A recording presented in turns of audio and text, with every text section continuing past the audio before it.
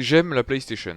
Parce que même si j'ai entamé ma carrière de joueur à l'ère de la PS3, eh bien je suis constamment à la recherche de titres capables de me changer. Et l'avantage de la 5ème génération de consoles, c'est l'émergence de la 3D qui multiplia les possibilités créatives de manière exponentielle. Et quand on voit ce que l'on pouvait faire sur la Super NES, salut Chrono Trigger, il était évident qu'une nouvelle dimension allait révolutionner l'industrie. Et aujourd'hui, qu'en dit-on? Eh bien, il y en a eu, des jeux pourris, et comme toujours.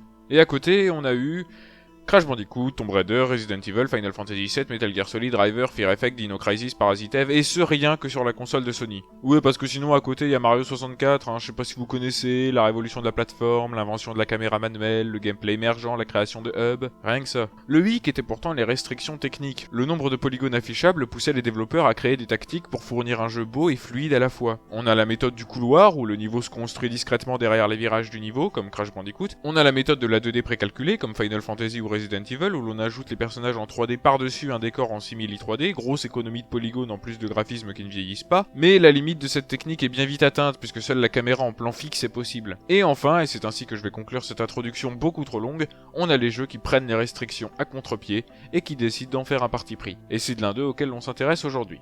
Et accessoirement le prédécesseur de mon jeu d'horreur préféré. Bienvenue dans cette critique. Silent Hill, sorti en 1999 sur PlayStation, ça va faire 20 ans, vous êtes vieux, est développé par la Team Silent et édité par Konami. Nous y incarnons Harry Mason qui emmène sa fille Cheryl en vacances à Silent Hill. Sauf que, accident de route, Harry se réveille seul dans la ville, plongé dans un épais brouillard et où il neige, en été. Harry tentera donc au long de l'aventure de trouver l'agence touristique pour y faire une réclamation sur ses vacances de merde et accessoirement de retrouver sa fille. Parce que non seulement on n'y voit pas à 2 mètres, mais en plus se cachent dans cette purée de poids des bestioles pas forcément enclines à vous aider dans votre quête, voire même entraver vos objectifs. Enfin, faut les défoncer, quoi.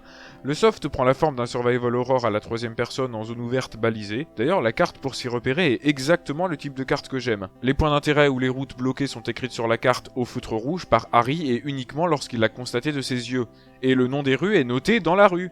C'est évident si on y réfléchit. Et ajouter la carte de manière moins méta et plus diégétique apporte à l'immersion. Immersion décuplée par le fait que la regarder ne met pas le jeu en pause et qu'il faut allumer la lampe pour la voir, ce qui attire les monstres. Ça, c'est un exemple de carte pratique, efficace et ludique, sans jamais outrepasser son rôle de carte. Tiens, quelle coïncidence, ça complète ce que j'ai dit dans ma critique sur Metal Gear, il y a de ces hasards parfois. Tout cela fait écho à un seul mot, maître mot de la série, l'ambiance. Parce que même si techniquement c'est pas fou, même si à part les visages je le trouve sincèrement pas moche, et artistiquement c'est non seulement fabuleux, mais c'est aussi du génie. Connaissez-vous le clipping ?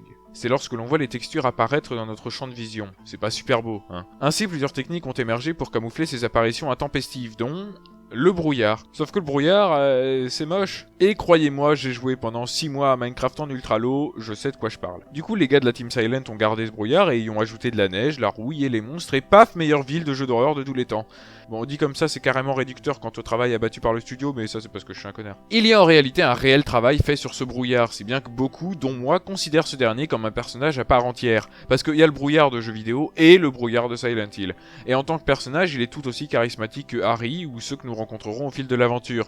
L'agent de police Sibyl, le docteur Kaufman, l'infirmière Lisa et j'en passe sont tout aussi intéressants qu'ils ne sont crédibles malgré des doublages anglais parfois en deçà. Et je pense que l'attention portée sur le développement des personnages est un des éléments qui fait se démarquer Silent Hill de Resident Evil, son concurrent direct. Ça et la full 3D, la caméra de dos, les décors qui n'ont en général rien à voir, ainsi que le bestiaire composé approximativement de 0 zombies, serpents géants ou autres Némésis. Enfin, il y a un Némésis, mais ce n'est pas son nom. Non, le bestiaire est ici à base de chiens décharnés, de ptérodactyles miniatures décharnés, de trucs humanoïdes décharnés. Ouais, la peau devait pas être dans le cahier des charges. En fait, je trouve ces bébêtes un poil chiantes, voire frustrantes à combattre ou à fuir. Parce que même si le gameplay n'a pas trop vieilli malgré l'absence des joysticks, restent encore quelques errances dans les déplacements ou les actions qui nous font parfois ressentir une certaine injustice vis-à-vis d'un ennemi qu'on n'a pas pu esquiver alors qu'on a tout fait pour. Et ça pardonne vraiment pas en difficile ou en plein speedrun. C'est dommage parce que c'est plutôt agréable à jouer la plupart du temps. Et le stress ambiant fait que l'on reste accroché à sa manette. Stress notamment procuré par les munitions limitées, le fait que Harry puisse rater ses cibles ainsi que la radio se mettant à grésiller dès que l'on approche d'un ennemi. Ce qui paraît sympa au début du jeu, mais qui finit par nous traumatiser à un point où l'on brandit sa baramine au moindre bruit blanc. IRL. J'ai évoqué plus haut les décors, et bien ils sont très réussis. Les environnements intérieurs et extérieurs sentent le vécu, j'ai pas grand chose à dire, c'est du tout bon. Mention spéciale au monde alterné qui suinte, la crasse, la rouille, le glauque, le sang.